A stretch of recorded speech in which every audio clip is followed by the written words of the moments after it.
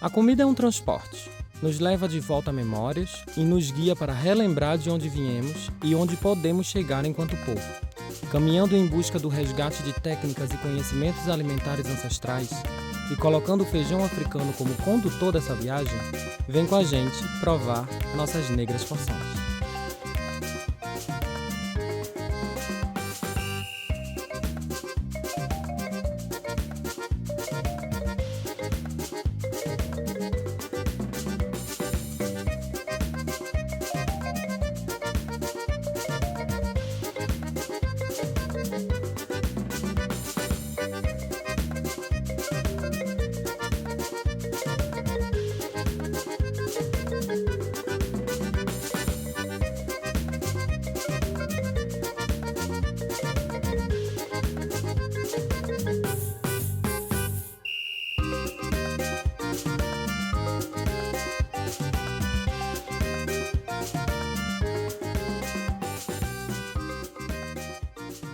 Você já ouviu falar no feijão xoxabunda?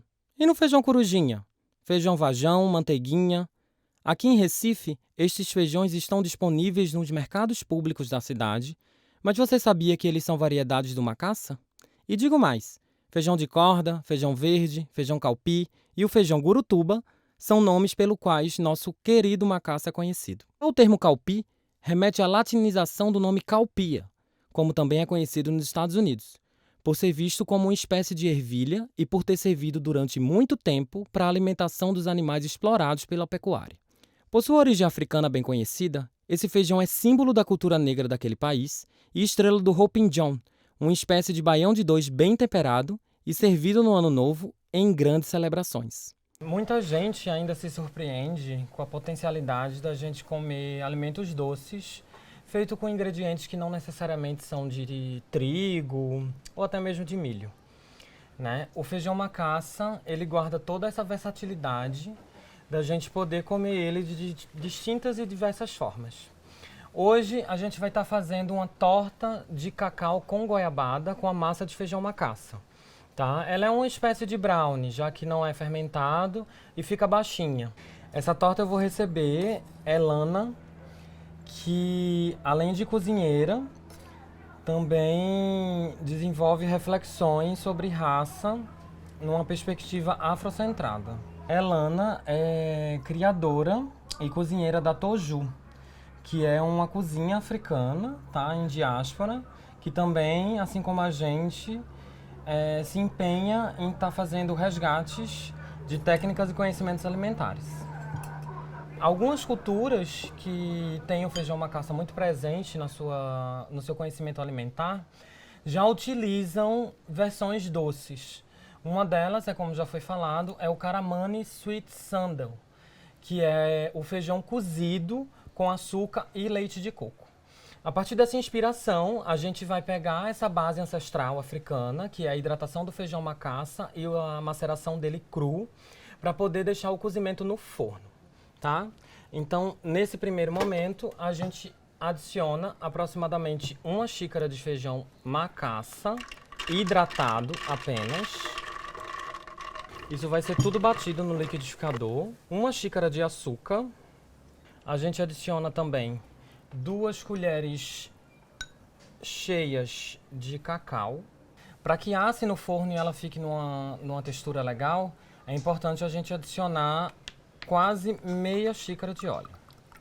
Essa torta segue o mesmo princípio de uma das nossas tortas muito famosas, que chama torta de acarajé, porém a gente adaptou ela para uma versão doce, com leite de coco, o cacau e o açúcar. A gente também adiciona 250 ml de leite de coco, um punhado de amendoim.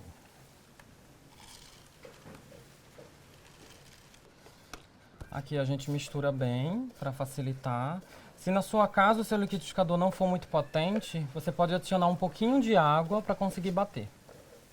Mas não muita, porque senão perde o ponto da massa. Depois de estar bem misturado,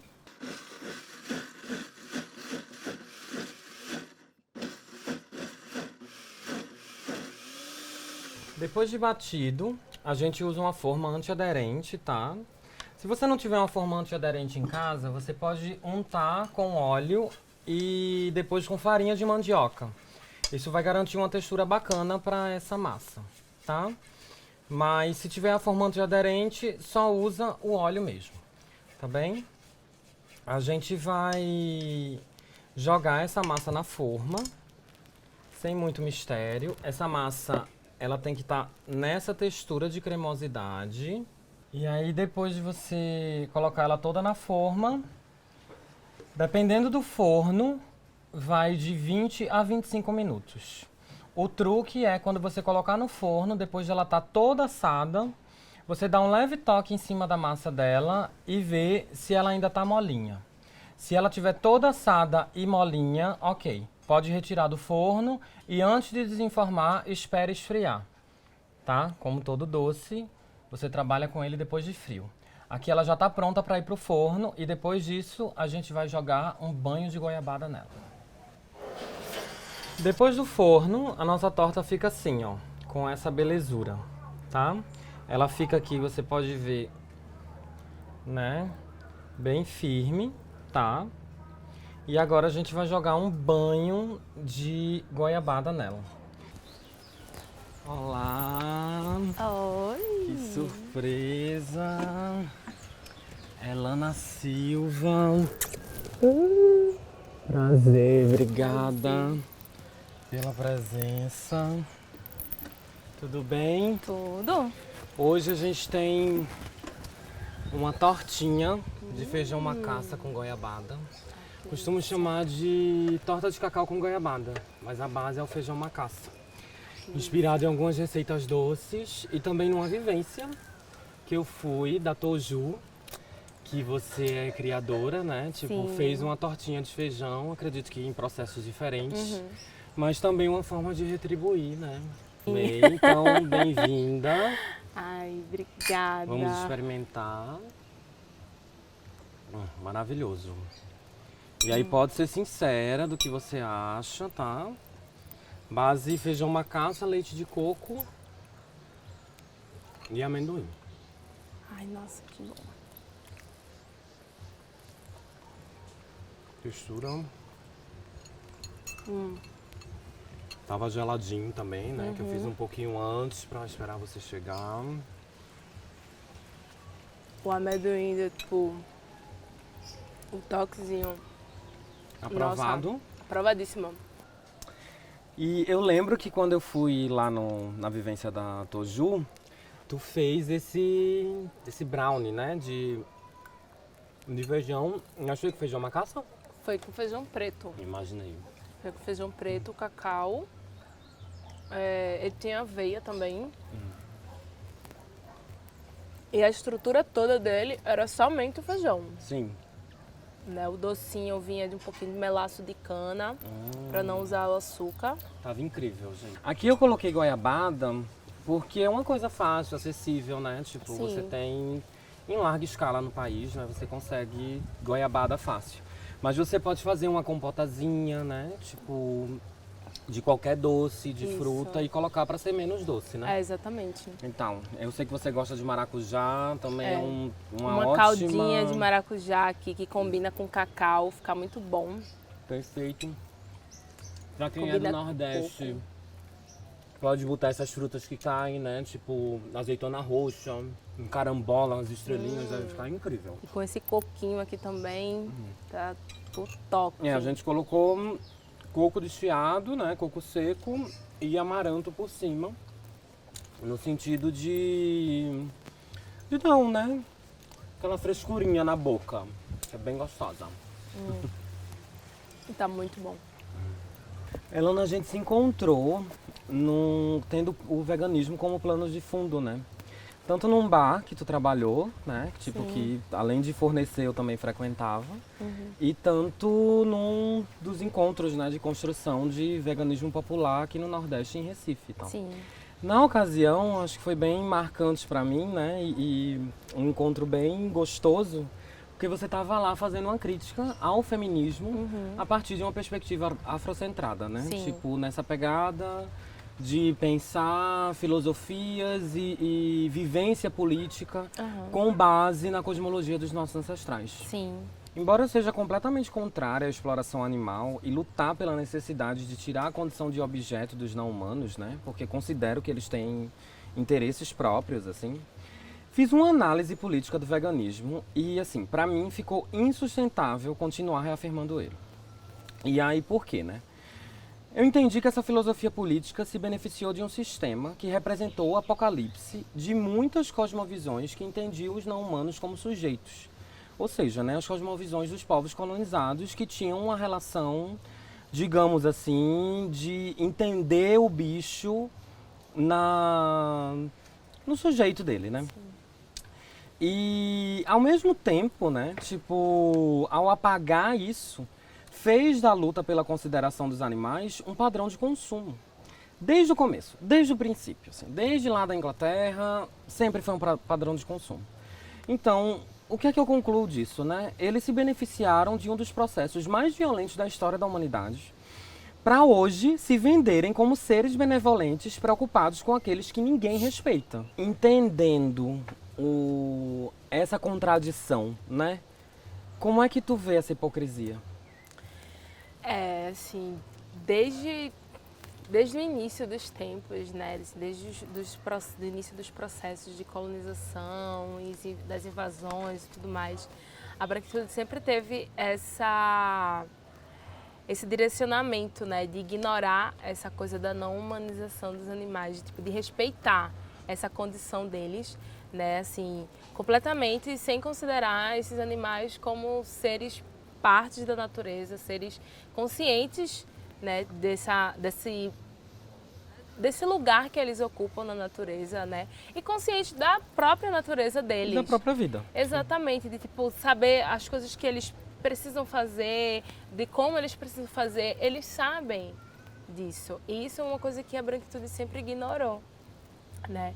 Então, esse processo com o veganismo, eu vejo muito como uma coisa que foi criada meio que para limpar a imagem, sabe? Meio que limpar a consciência deles também, porque tem muito disso, sabe? De ficar bem na fita, né? Com a utilização da filosofia do veganismo, né?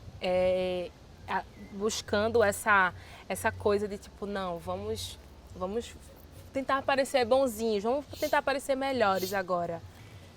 E é por isso que eu concordo muito com você quando você fala, né, sobre essa questão, porque para mim também é inconcebível me afirmar enquanto pessoa preta e vegana, porque isso seria meio que uma forma de legitimar esse discurso que eles adotaram, né, de benevolência, sabe, de não, respeita os animais, mas respeita os animais dentro daquilo que eles conseguem entender, né, e que não é um respeito.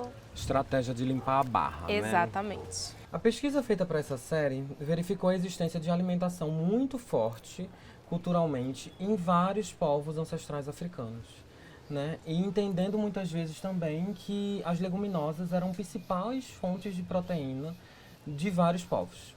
Então, assim, hoje sabendo, né, que a colonização também levou a cultura da carne para o continente, né, e a gente acessando isso, né, consegue perceber várias dietas, digamos assim, africanas que tem essa coisa do vegetal, né, como também uma forma de cuidar do corpo.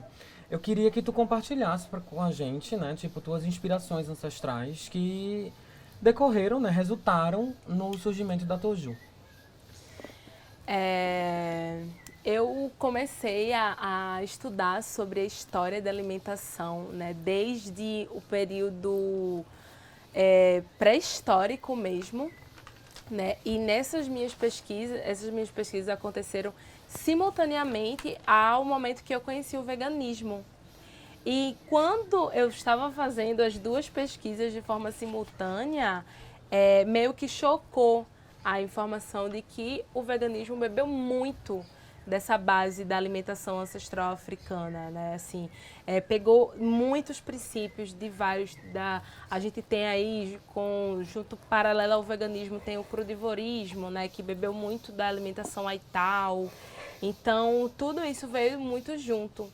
Então, quando eu me deparei com essa questão da ancestralidade, de ver que o que era de fato o veganismo, né, de ver quais eram as bases, né, e começar a pesquisar sobre a minha ancestralidade, começar a me aprofundar nisso, né, então eu encontrei o centro para iniciar o Toju, né, que eu disse, não, é assim que é nisso que eu quero seguir, é a partir disso que eu quero levar para as pessoas, né, o conceito da alimentação em conjunto, né, o conceito da alimentação não apenas para encher a barriga, mas para nutrir o nosso corpo, entendendo ele como sendo um templo mesmo, certo, de todas as divindades, né, nós mesmos como divindades também. Então essas foram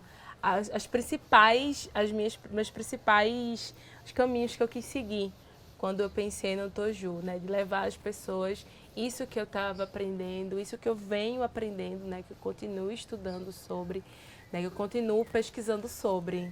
A gente costuma dizer que nosso respeito aos bichos vai além da alimentação ou do uso de objetos, né? Tipo, seja ele quais sejam, feitos de origem animal. Vai muito no sentido dos cuidados e do combate contra a exploração animal, que na nossa sociedade, né, tipo, foi disciplinada pelos interesses da supremacia branca. Entendendo também que nós, povos racializados, né, assim como os povos indígenas, foram retiradas as suas humanidades e nos associadas a animais não humanos para poder nos escravizar, eu queria que você compartilhasse com a gente, assim, por que, para você, mulher negra, é importante não se alimentar de bichos. A cultura do nosso povo, ela entende muito o nosso lugar enquanto humanos como sendo partes de um meio, né? E os animais também como sendo parte desse meio.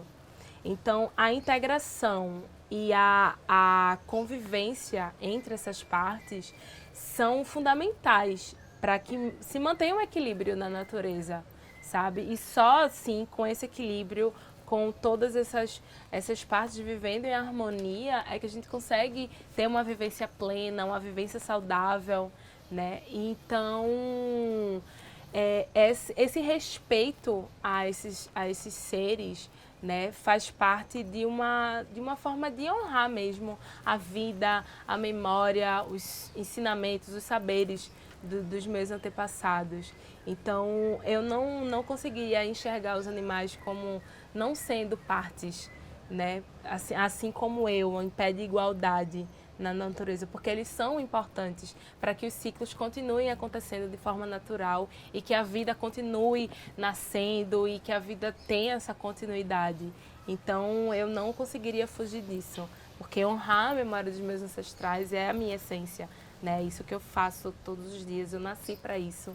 E é essa minha busca que é constante. Então eu acordo de manhã e eu fico pensando assim, como que eu vou respeitar as memórias deles, e isso é a minha vida, então não teria como ser diferente. Entendendo, né, que ter uma outra relação ética com os bichos também é respeitar a memória dos nossos ancestrais, que eu te agradeço, né, muito obrigada pela participação.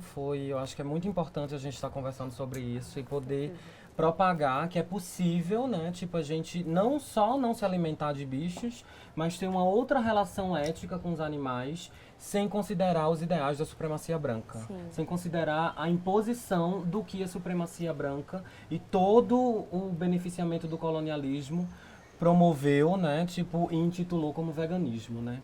A gente pode resgatar as relações ancestrais do nosso povo e, a partir daí, fazer uma consideração com os animais não humanos que sejam de respeito, de ética, né? E, sobretudo, de valorização de suas vidas. Obrigada, Elana. Até a próxima. Até a próxima. Obrigada também pelo convite. Menino, não chore não, que o feijão está no fogo. Menino, não chore não, que o feijão está no fogo. É macaça, xoxa, bunda, é feijão da região. É macaça, xoxa, bunda, é feijão da região. Com macaça, xoxa, bunda, é feijão da região. Com macaça, xoxa, bunda, é feijão da região. Menino, não chore não, que o feijão está no fogo. Menino, não chore não, que o feijão está no fogo. É Machachá, Xoxa Bunda, que salvou uma nação. É Macaça, Xoxa Bunda, que salvou uma nação. Com Macaça, Xoxa Bunda, que salvou uma nação. Com Mingau, Acarajé, se levanta uma nação. Com Mingau e Acarajé, se levanta uma nação. Menino, não chore não, menino, não chore não.